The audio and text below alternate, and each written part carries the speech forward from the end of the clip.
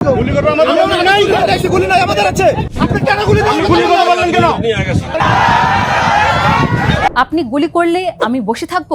সীমান্তে মুখোমুখি থাকা অবস্থায় ভারতীয় সীমান্তরক্ষী বাহিনী বিএসএফ এর সদস্যদের গুলি করার হুমকির পর বিজিবির এক সদস্যের তাৎক্ষণিক জবাবিটি।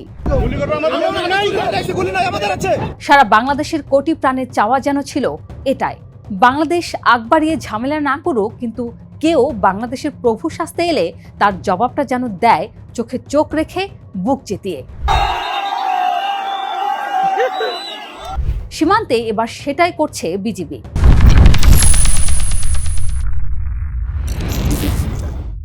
বিজিবি সদস্যদের এমন হুঙ্কারে রীতিমতো পিছিয়ে যেতে দেখা গেছে বিএসএফ সদস্যদের। প্রখ্যাত কথা সাহিত্যিক মইনুল আহসান সাবির বললেন, ইন্ডিয়া অনেক শক্তিশালী, সন্দেহ নেই, কিন্তু আমাদের সীমান্ত রক্ষার দায়িত্বে যারা, তাদের এই সাহসটুকু অমূল্য। অর্থাৎ সমাজের সর্বস্তরে পৌঁছে গেছে বিজিবির বীরত্বের কথা। কোনো গুলি চলল না, কোনো ধোঁয়া উড়ল না, শুধু বুক চেতিয়ে কয়েকটা কথা। তোমার গুলি আছে, আমার কাছে গুলি নাই। ভারত যে পারমাণবিক শক্তিধর একটা বিশাল দেশ, সে কথা মাথায় থাকে না তখন।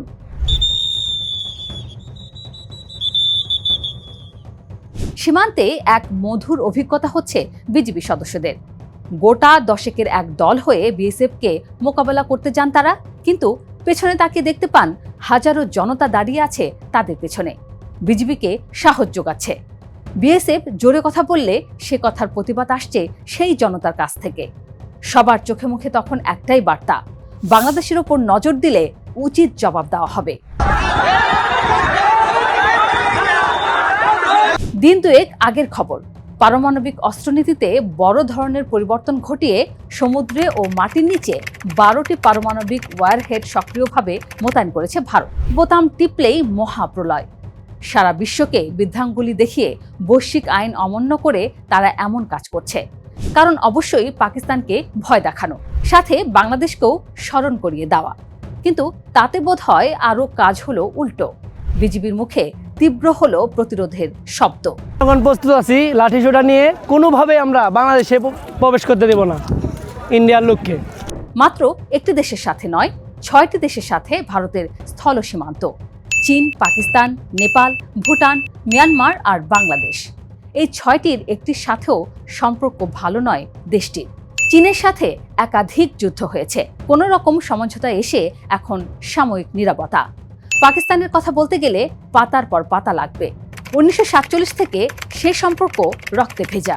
নেপালের মানুষ সীমান্ত দখলের অভিযোগ নিয়ে ক্ষোভে ফুঁসছে, আর বাংলাদেশ তো সামনেই। ফলে প্রশ্নটা সোজা, 6 দিকে একসাথে উত্তাপ ছড়ানোর মতো কূটনৈতিক বিচক্ষণতা কি সত্যিই আছে নয়াদিল্লির? এক প্রান্তে আগুন জ্বললে ধোঁয়া শুধু একদিকে যায় না, ছড়িয়ে পড়ে। বাংলাদেশ সীমান্তে অশান্তি তৈরি হলে সে কম্পন পৌঁছাবে চীন সীমান্তেও, নেপালেও, পাকিস্তান সীমান্তেও। উস্কানি দেওয়ার আগে এই হিসেবটুকু না কষলে ফল শুভ হবে না বলে মত বিশ্লেষকদের। ভারতের বিএসএফ তারা ভারতীয় লোকজনকে আমাদের বাংলাদেশে পুশিং করার জন্য চেষ্টা করতেছে। আমরা বর্ডার এলাকায় বিভিন্ন গেটের সম্মুখে আমরা যারা এলাকাবাসী আছি, আমরা সবাই কঠোরভাবে পদক্ষেপ নিয়েছি। এই প্রতিরোধের শিকড় কিন্তু নতুন নয়। 1948 সালের হিলি সীমান্তের দিকে একবার তাকানো যাক। তখন কোনো বিজিবি নেই, কোনো সংগঠিত বাহিনী নেই, আছে শুধু মাটির সাথে মানুষের বন্ধন।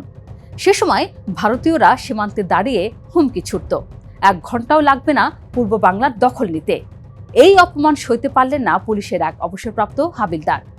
হাতে কিছু নেই, শুধু একটা সাইকেল। সেই সাইকেল চালিয়ে গ্রামের পর গ্রাম ঘুরলেন তিনি।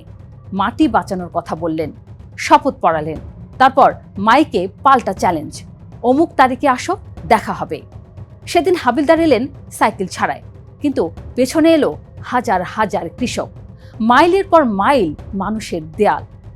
ভারতীয়রা থমকে গেল। সেই ঘটনার জের ধরে জন্ম নিল আনসার ও গ্রাম প্রতিরক্ষা বাহিনী। সেই হাবিলদার হলেন নবগঠিত বাহিনীর কমান্ডার। আনসার থেকে ইপিআর, ইপিআর থেকে বিডিআর, বিডিআর থেকে আজকের বিজিবি। সীমান্তের সরিষা খেতে আজ যে বিজিবি সদস্য বুক চেতিয়ে দাঁড়িয়ে, তিনি সেই হাবিলদারেরই রক্তের উত্তরসূরি। সৈনিকের বর্ম জনতা, এটা ইতিহাস বারবার প্রমাণ করেছে। সেটার প্রমাণ পাওয়া গেছে 2001 সালেই। 2001 সালের 18 এপ্রিল কুড়িগ্রামের বড়াইবাড়ি গ্রামে ঘটে যায় বাংলাদেশ ও ভারতের সীমান্তরক্ষী বাহিনীর মধ্যে ইতিহাসের সবচেয়ে রক্তক্ষয়ী সংঘর্ষ। সেই সংঘর্ষে ভারতীয় সীমান্তরক্ষী বাহিনী বা বিএসএফ এর 16 জন সৈন্য নিহত হয় এবং বাংলাদেশের তৎকালীন সীমান্তরক্ষী বাহিনী বিডিআর এর মাত্র 2 জন সৈন্য শহীদ হন। সারা বিশ্ব দেখেছে তখন বিডিআর এর বীরত্ব। এখন নতুন বাংলাদেশে আবার নতুন নামে সেই পুরনো রূপই দেখাচ্ছে বিজিবি।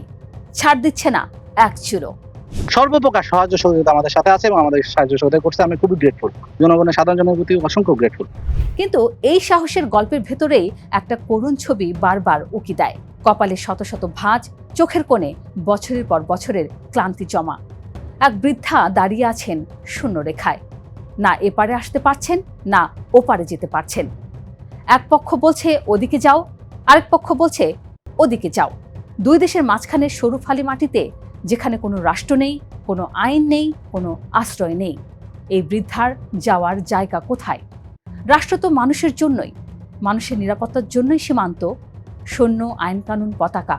কিন্তু সেই রাষ্ট্রেই যখন মানুষ ঠাঁই পায় না, তখন রাষ্ট্রের অস্তিত্বের মানেটা কি দাঁড়ায়?